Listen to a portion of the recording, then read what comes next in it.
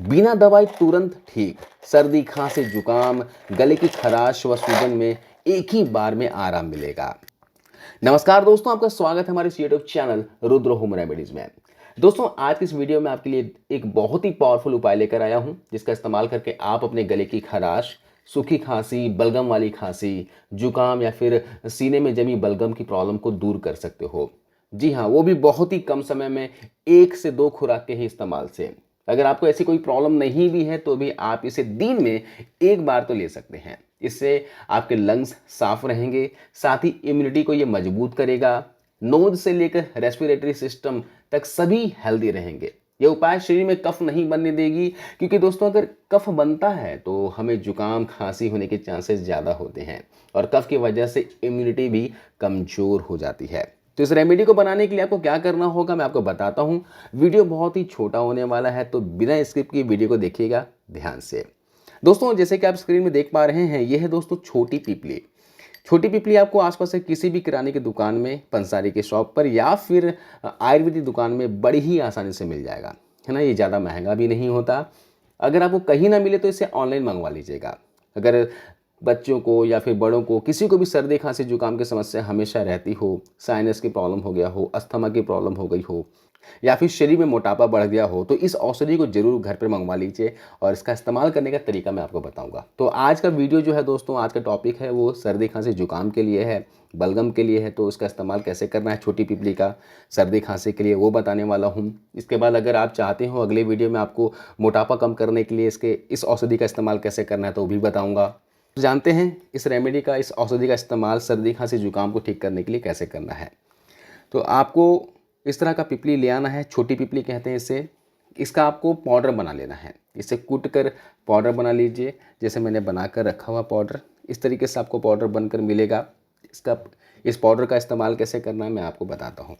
आपको दोस्तों रोज़ाना एक खुराक में 1/4 चम्मच के बराबर लेना है। यहाँ पर मैं टी स्पून का इस्तेमाल कर रहा हूँ। यहाँ 1/4 चम्मच यानी 1/4 स्पून आपको छोटी पिपली के पाउडर को लेना है। इसमें ऐड करना है दोस्तों शहद। बहुत ही आसान सा रेमेडी है। सिर्फ आपको इसमें शहद डालकर लेना है, लेकिन कब लेना है, कैसे लेना है, ये भी आपको जानकारी होना चाहिए।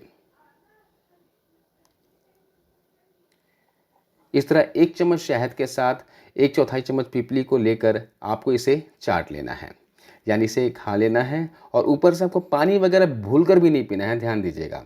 आपको लगभग 15 से 20 मिनट तक पानी नहीं पीना है।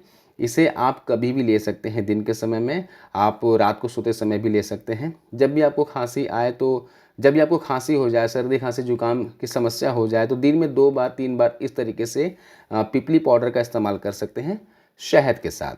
यकीन मानिए दोस्तों, 2 खुराक में ही आपको फ़र्क महसूस होने लगेगा। सीने में जमी बलगम, है ना, बाहर निकल जाएगी। खांसी की समस्या ठीक हो जाएगी आपकी। ये बहुत ही पुराना औषधि है।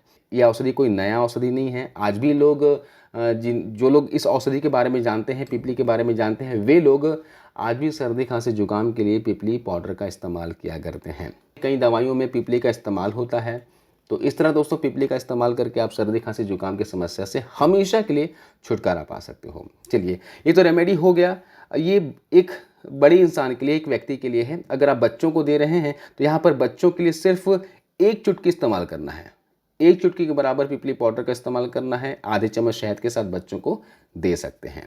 चलिए, इसके अलावा मैं आपको ये बताता हूँ कि इस रेमेडी के साथ साथ आपको कौन सी ऐसी चीज़ें हैं जिसे डाइट में शामिल करने से सर्दी, खांसी की समस्या आपकी दूर हो जाएगी, बलगम की प्रॉब्लम आपको नहीं होगी।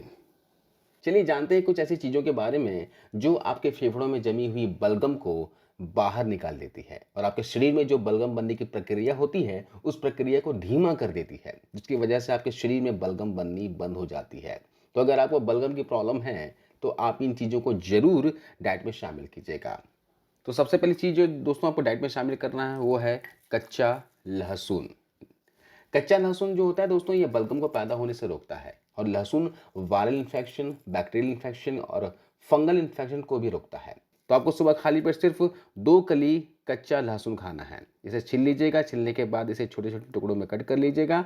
उसके बाद 1 कप गुनगुने पानी के साथ सुबह सुबह खाली पेट कच्चा लहसुन खा लिया करें। कच्चा लहसुन खाने से दोस्तों बलगम की प्रॉब्लम आपकी बहुत ही जल्दी ठीक हो जाएगी। इसके अलावा दोस्तों आप प्याज का इस्तेमाल कर सकते हैं। प्याज जो होता है दोस्तों, ये भी बलगम को बाहर निकालने में मदद करता है। ये जो प्याज होता है ये कोल्ड को ठीक करता है, खांसी बुखार को ठीक करता है, इम्यूनिटी को बूस्ट करता है, और गला खराब होता है तो ये गले को भी ठीक करता है। इसके लिए आपको क्या करना है, आपको एक प्याज का सलाद खाना है, कच्चे रूप में इसका इस्तेमाल करना है। इसके प्याज को छोटे छोटे पीसेस में काट लीजिएगा और लंच या डिनर करने के पहले आपको कच्चे प्याज खाने हैं। कच्चा प्याज दोस्तों बलगम को बाहर करने का काम करेगा। तो आप लहसुन और प्याज 2 चीज़ें हो गई जिसे आपको डाइट में शामिल करना है। इसके अलावा तीसरी चीज़ जो है वो है अदरक। अदरक मेरे पास अभी यहाँ पर नहीं है, तो अदरक का इस्तेमाल आप ज़रूर कीजिएगा। अदरक दोस्तों कफ को ठीक करने का काम करता है। बलगम को, एक्सेस बलगम जो हमारे छाती में बन रही है, शरीर में बन रहा है, उसे कम करने का काम करता है। तो आप अदरक की चाय बनाकर पी सकते हो।